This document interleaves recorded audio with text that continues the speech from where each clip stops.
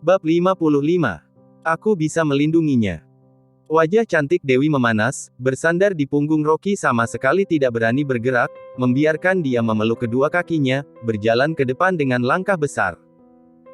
Saat Rocky menggendong Dewi, kebetulan sedang jam pulang kerja, saat berjalan keluar dari gedung kantor, orang di sekitar melihat ke arahnya satu persatu, tatapannya semua berbeda-beda. Karena Dewi terkenal sebagai wanita cantik yang dingin, walaupun dia sudah menikah, tapi masih punya tidak sedikit orang yang mendambakannya. Melihat Rocky menggendong kaki Dewi yang indah dengan terang-terangan, tidak sedikit orang yang iri sampai menelan ludah, dan merasa kasihan di hati. Perempuan cantik seperti ini, kenapa mendapat suami cacat yang tidak bisa apa-apa? Benar-benar sia-sia saja. Rocky menggendong Dewi, sama sekali tidak merasa begitu berat, dia berjalan dengan langkah besar. Hanya saja aroma lembut yang samar-samar itu, sesekali masuk ke hidungnya, membuat sekujur tubuhnya panas, napasnya juga jadi cepat.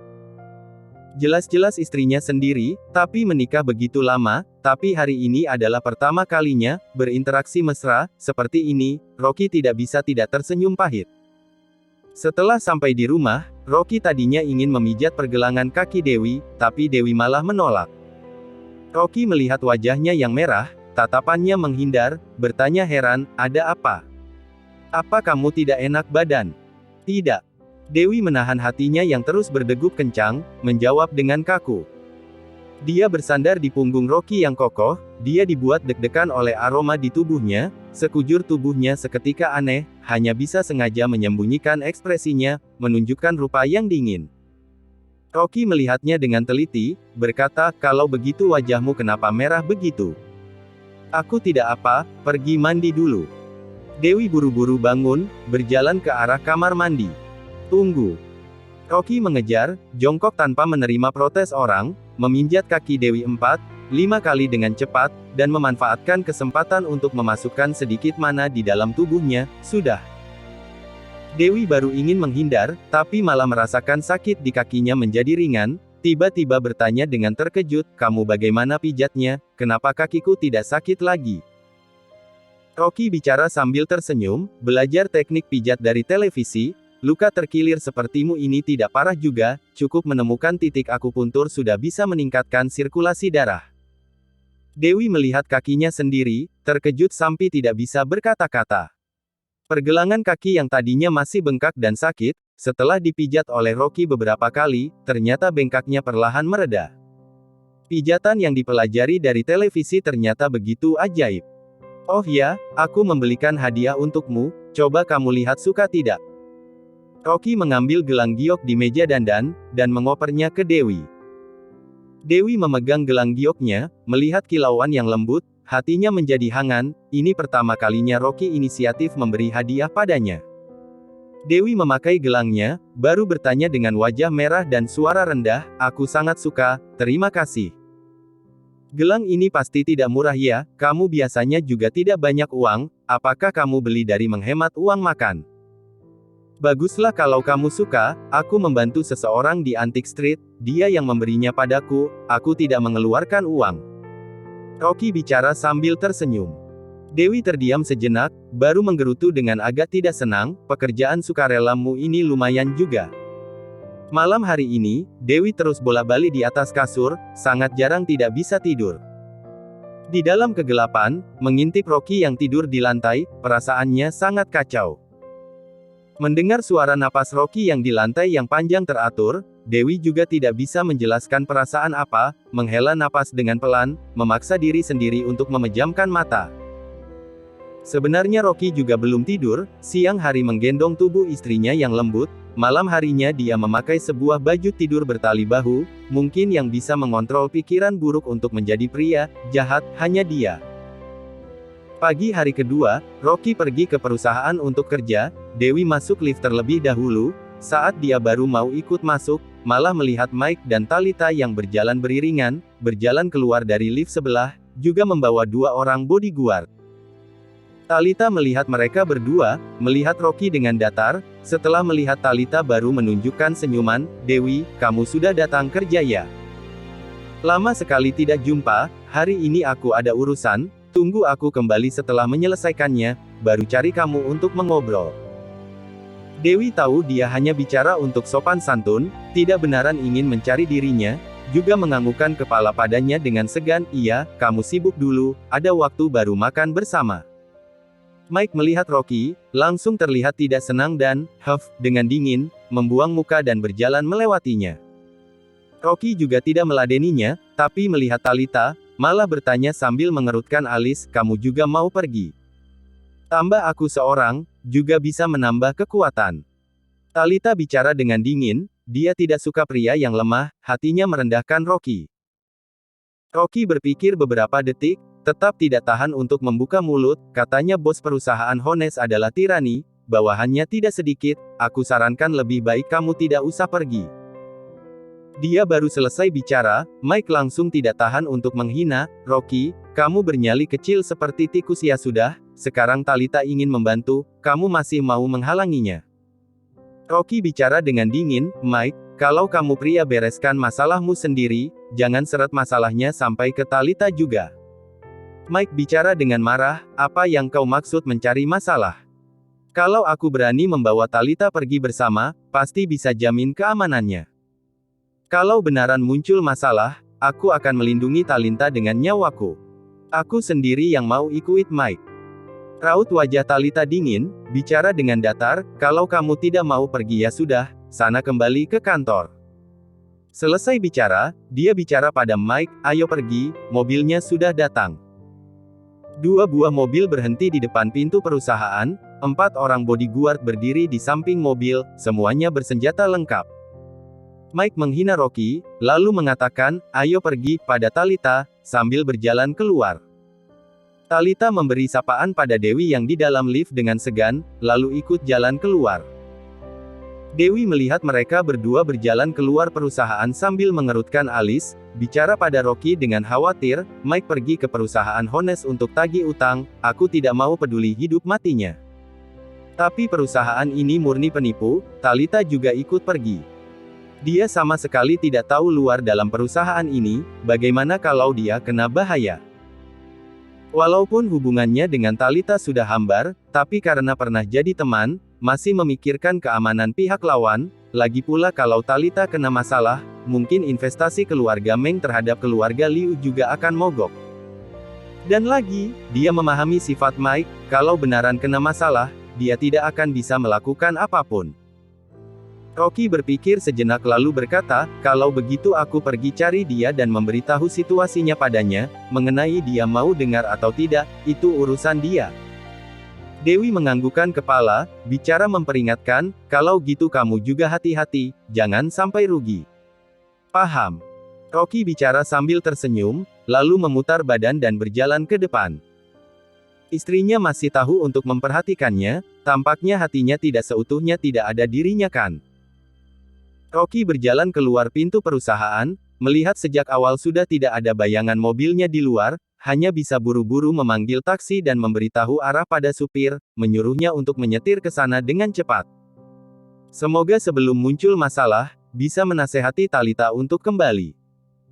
Latar perusahaan Honest di kota Gopo sangat besar, selama 2 tahun membuka perusahaan pinjaman dengan bunga tinggi, sudah memelihara 450 orang petarung. Tentang Mike mengundang masalah adalah hal kecil, tapi kalau Talita kenapa-napa, keluarga Meng mungkin tidak akan membiarkannya begitu saja.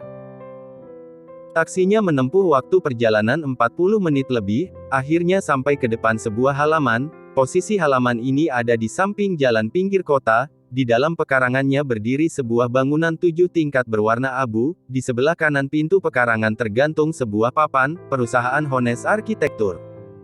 Di sebelah kanannya juga ada sebuah papan yang bertuliskan, perusahaan Honest Finance.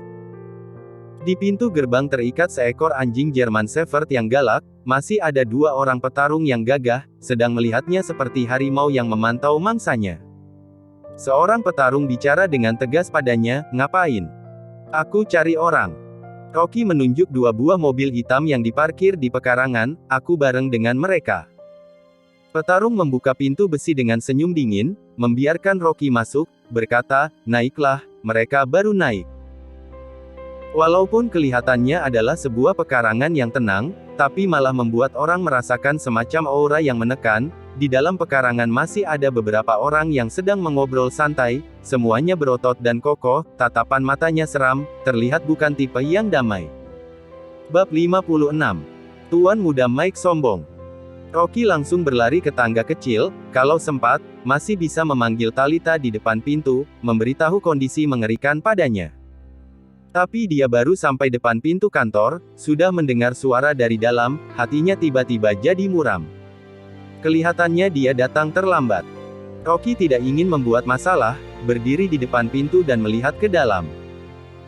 Hanya melihat wajah Mike yang menyeramkan, memimpin 4 security berdiri di depan meja kerja, dan memukul mejanya dengan keras, berteriak, "Bijaksanalah, kembalikan uangnya padaku, tidak boleh kurang sepeser pun. Kalau tidak besok aku akan hancurkan gedung kalian ini." Di belakang meja kerja, ada seorang pria berusia menengah yang berwajah kotak yang duduk, di atas alis kirinya ada bekas pisau, di belakangnya berdiri 2 pria kekar. Setelah Mike memukul mejanya, 2 pria kekar itu langsung mau maju, tapi pria berusia menengah malah mengulurkan tangan untuk menghalangi. Dia mengangkat kepala seperti tersenyum tapi tidak juga melihat ke Mike, mengeluarkan asap rokok seperti tidak terjadi apa-apa, bicara sambil tersenyum, "Adik kecil, berani datang ke hadapanku dan bilang ingin menghancurkan gedung, kamu yang pertama, aku salut dengan keberanianmu." Mike mengira dia sedang memujinya, tambah sombong, bicara dengan meremehkan, "Tidak usah bilang menghancurkan satu gedungmu ini. Kalau tidak mau kembalikan uangnya, kamu juga akan kucincang." Tidak disangka tuan muda keluarga Liu, benar-benar bernyali besar ia. Pria berusia menengah itu terdiam, lalu tertawa terbahak-bahak. Dia sambil tertawa, sambil bilang ke 2 petarung di belakangnya, "Coba dengar, dia juga mau mencincangku." 2 petarung di belakangnya, melihat Mike seperti melihat orang bodoh, wajahnya mengeluarkan senyuman dingin. Emosi Mike tiba-tiba membara, merasa dirinya sudah dipermainkan, langsung memerintahkan bodyguard untuk mengacaukan kantor. Seorang petarung wajahnya menjadi muram, bicara dengan dingin, "Anak nakal tidak tahu seberapa tingginya langit dan dalamnya tanah, berani datang ke sini untuk menggila. Siapa yang berani mengacaukan, akan kehilangan lengannya." Selesai bicara dia tiba-tiba mengangkat tangan. Seketika ada cahaya dingin yang lewat, sebuah belati tajam yang tipis seperti sayap jangkrik, klang, menancap di atas meja. Tubuh belati tidak berhenti bergoyang, mengeluarkan suara dengungan. Belati ini menancap di depan telapak tangan Mike, hanya selisih 2 cm, sudah memotong jarinya. Mike ketakutan sampai menarik tangannya kembali, takut dan marah, sekujur tubuhnya keringat dingin. Di saat ini, Talita bicara dengan dingin, "Kamu adalah bos perusahaan Honest kan? Tidak tahu apakah kamu kenal dengan Kak Polim dari Provinsi Dong, bos Polim yang berbisnis batu permata?" Nada bicaranya baru turun, tatapan pria berusia menengah itu langsung tertuju pada wajahnya, berkata, "Polim Permata dikenali di mana-mana, siapa orang di jalan yang tidak mengenalinya? Kenapa, kamu juga kenal?" Talita bicara dengan bangga, "Dia adalah paman kelimaku. Aku tidak ingin bicara lebih lagi, kamu cepat kembalikan uangnya pada Mike, kalau tidak walaupun kamu sembunyi sampai ke ujung langit atau dasar laut, paman kelimaku juga akan tetap menemukanmu, sampai waktunya walau kamu berlutut minta ampun, juga sudah terlambat." Senyuman di wajah pria berusia menengah menghilang, tatapannya melihat Talita dengan muram, lalu melihat Mike lagi, bicara sambil tersenyum dengan dingin, "Pantas saja tuan muda Mike tetap tidak takut, ternyata mencari keluarga Meng untuk membantu, hebat ya." Mike melihat Talita mengontrol keadaan hanya dengan 1 kalimat, hatinya sangat senang, diam-diam bersyukur sudah membawa Talita datang, 2 kata, "Keluarga Meng, memang hebat." Dia tertawa dengan sombong, "Takut kan? Aku tadi tidak memberitahu identitas Nona Talita, karena takut membuat kalian ketakutan. Dalam 3 hari, kamu transfer uangnya ke rekeningku tanpa kurang sepeser pun, kalau tidak lihat saja bagaimana aku membereskanmu." "Baik." Pria berusia menengah itu tiba-tiba tertawa terbahak-bahak, bicara dengan senang, "Kan hanya 4 miliar, dalam 3 hari aku pasti mengembalikannya." Mike tidak disangka ternyata akan begitu lancar, hatinya berpikir memang ya Talita punya kekuatan, bicara sambil menahan kesenangan, kalian sudah menipuku, selain 4 miliar, kalian masih harus mengganti rugi tambahan 1 miliar, sebagai bayaran kerugian energi. Pria berusia menengah tertegun, di dasar matanya terlintas sebuah niat buruk, tapi wajahnya tetap mempertahankan senyuman. Tidak masalah, aku anggap 1 miliar itu untuk mentraktir Tuan Muda Mike minum deh. Tuan Muda Mike bernyali dan berpengetahuan, mulai hari ini mohon bantuan Anda. Kalau kamu memanggilku kakak, tidak masalah aku membantumu. Mike sudah kesenangan sampai lupa diri, tertawa terbahak-bahak. Baiklah, antar tamu. Pria berusia menengah berdiri, melambaikan tangan pada dua petarung di belakangnya, bicara dengan maksud tersembunyi, antar pergi Tuan Muda Mike dan Nona Talita baik-baik, ini adalah tamu terhormat, jangan lalai. Baik. Rocky yang di depan pintu mendengar sampai sini, juga menjadi lega. Tampaknya masalahnya sudah beres, tidak perlu dia turun tangan lagi. Tidak disangka nama keluarga Meng begitu besar, hanya dengan satu paman kelima dari keluarga Meng, sudah bisa membuat pria berusia menengah takut sampai seperti ini. Pantas saja Christie berusaha sekuat tenaga ingin membuat keluarga Meng investasi, rupanya ingin bergantung pada pohon besar ini. Sebelum Mike keluar, Rocky turun duluan, tidak ingin mereka tahu dirinya datang kemari. Mike berjalan keluar dari kantor dengan sombong, begitu keluar pintu langsung bicara ke Talita dengan semangat, Talita, terima kasih tadi kamu sudah membantuku bicara. Kalau tidak, aku pasti akan menghancurkan kantor mereka sampai hancur lebur. Talita bicara sambil tersenyum, tidak apa, masalahnya bisa selesai dengan damai paling bagus, kalau bertengkar pasti akan melukai orang. Mike mengira dia memperhatikan dirinya, moodnya tambah bagus, langsung memegang kedua tangannya dengan bersemangat, Talita, kamu baik sekali denganku. Terima kasih. Saat dia hampir menyentuhnya, Talita menarik tangannya dengan pandai, pura-pura mengulurkan tangan untuk menunjuk lantai bawah, ayo pergi, supirnya sudah menunggu di bawah. Iya.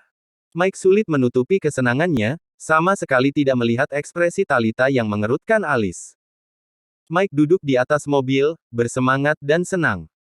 Hari ini dia sudah menunjukkan kehebatannya, apalagi di depan Talita, melihat tatap ini. Talita agak ragu. Pagi hari bertemu Dewi, dia masih berpikir apakah nanti malam mau mencarinya, karena mereka dulunya teman baik. Talita, aku harus berterima kasih padamu. Mike memohon dengan tulus. Melihat sikap Mike yang tulus, Talita tidak bisa menolaknya, dia mengangguk pelan. Bagus sekali. Mike senang sampai mengayunkan tinjunya, membulatkan tekadnya, malam ini akan membuking sebuah restoran senja yang romantis, membuking seluruh restorannya, memanfaatkan kesempatan untuk menyatakan perasaan pada Talita, dia pasti akan menerimanya. Tuan Muda Mike. Di depan. Suara supir gemetar, bahkan bicaranya pun tidak selesai. Di depan kenapa? Mike mengangkat kepala dengan marah, langsung terkejut. Di jalan depan ada 3 buah mobil sport putih, di dua sisi jalan berdiri 5-16 pria kekar, semua wajahnya tertutup kain hitam, tangannya memegang golok besi, melihat kemari seperti harimau yang memantau mangsanya. Talita juga ketakutan sampai pucat, buru-buru menyuruh supir untuk memundurkan mobilnya. Tapi di saat ini, dari belakang tiba-tiba terdengar suara dengungan motor, 7-8 buah motor tidak tahu datang dari mana, menutup jalan belakangnya rapat-rapat. Raut wajah Mike memutih, kepalanya mengeluarkan keringat seperti kacang, bahkan kakinya pun lemas. Dia memaksakan diri untuk tenang, bicara sambil menggigit gigi, Talita, jangan takut. Bodyguard yang aku bawa semuanya adalah master bela diri, 1 lawan 10 tidak masalah, aku juga pernah belajar sedikit, pasti bisa melindungimu. Talita lebih tenang dibandingnya, berkata, kalau pihak lawan hanya merampok, beri uang saja, lebih baik jangan menyerang. Seorang pria kekar maju, tersenyum dingin pada Mike, lalu tiba-tiba mengayunkan golok besinya. Di tengah teriakan Talita, kaca jendela mobil dihancurkan berkeping-keping. Kalian mau apa? Mike berteriak marah, langsung menghantamkan tinju ke pria kekar. Pria kekar itu tersenyum menghina, menangkap lengannya tanpa upaya besar, membuka pintu mobil dan menyeret Mike keluar, membantingnya ke tanah seperti anjing mati. Beberapa security maju ke depan, ingin melindungi Mike, tapi sangat cepat sudah dibuat terkapar di tanah. Bab 57. Ada orang yang ingin membunuh kalian. Mike terkejut dan marah, security yang dibawanya, semuanya adalah yang kemampuannya paling baik di perusahaan, satu pukulan bisa menghancurkan bata, mana terpikir kalau lawannya lebih hebat. Dia menggigit gigi, bangun seperti seekor paus yang membalikkan badan, tubuhnya terbang dengan satu tapakan menendang ke arah lawan. Tendangan ini adalah teknik dalam taekwondo, dilakukan saat lawan tidak waspada, 100% bisa mengontrol musuh. Mike pernah belajar taekwondo 5 tahun, sangat percaya diri. Namun, tendangannya masih di tengah udara, pria kekar malah tersenyum menghina, langsung meninju ke arah lututnya. Hanya mendengar suara krak, Mike merasakan sakit di lututnya tiba-tiba, dia berteriak kesakitan dan berguling di tanah. Cacat. Pria kekar yang wajahnya tertutup menghina, menendang Mike sampai terbang, matanya melihat Talita dengan maksud jahat. Talita mengumpat di dalam mobil, sudah ketakutan sampai pucat sejak awal, mengomel dengan lembut, "Kalian mau ngapain?" Pria kekar yang wajahnya tertutup tersenyum jahat, "Mau ngapain? Siapa suruh kalian mengusik orang yang tidak seharusnya diusik? Ada orang yang membayar untuk membunuh kalian. Tapi, kamu lumayan cantik, kawan-kawan cobalah sesuatu yang baru." Dua matanya melihat Talita, melambaikan tangan dengan tidak sabar, "Bunuh si Marga Liu dulu." Beberapa pria kekar turun dari motor, membawa pipa besi, berjalan dengan ganas ke arah Mike. Melihat situasi ini, Mike sejak awal sudah ketakutan sampai nyawanya seperti terbang, tidak usah bilang pihak lawan jumlahnya mendominasi, hanya dengan kemampuan pria kekar yang wajahnya tertutup di depan ini, sudah jauh di atas bodyguard yang dia sewa mahal. Kalau begini terus, mungkinkah nyawanya sendiri akan berakhir di sini? Semakin dipikirkan Mike semakin takut, hampir mengompol. Satu tangan Talita ditarik oleh pria kekar yang wajahnya tertutup, satu tangannya yang lain memegang kursi mobil dengan kencang, berteriak melawan sekuat tenaga. "Mike, tolong aku." Tapi sedikit kekuatannya, mana mungkin tandingannya pria kekar. Pria kekar menariknya turun dari mobil tanpa upaya besar, tertawa terbahak-bahak dengan jahat. Memanfaatkan saat Talita ditarik turun mobil, Mike tiba-tiba bangun, dan menyergap ke arah pria kekar. Tatapan Talita berbinar-binar, hatinya tiba-tiba jadi sedikit terharu. Tidak disangka Mike rela mengorbankan nyawanya demi menolong dirinya. Tapi saat pikirannya ini terlintas di otaknya, dia melihat Mike lompat ke mobil seperti kelinci, menutup pintu mobil dengan sangat cepat, langsung menancap gas. Mobilnya seperti menggila, mundur dan menabrak ke motor-motor yang menghalangi di depan gang. Para motoris kaget sampai buru-buru lompat dari motor dan lari. Klang tang. Seiring beberapa suara besar, mobilnya menabrak beberapa motor sampai terbalik, pergi dengan sangat cepat. Talita terkejut, sama sekali tidak. Anak sial ini. Sekelompok pria kekar. Bagian tengah dua kaki pria kekar. Pria kekar tidak menyangka ternyata dia akan merasakan sakit di pahanya, dia langsung menjerit dan terjatuh di lantai. Sebuah belati tajam, menyayat bagian pahanya, darah segar terus mengalir. Perempuan sial, masih mau kabur.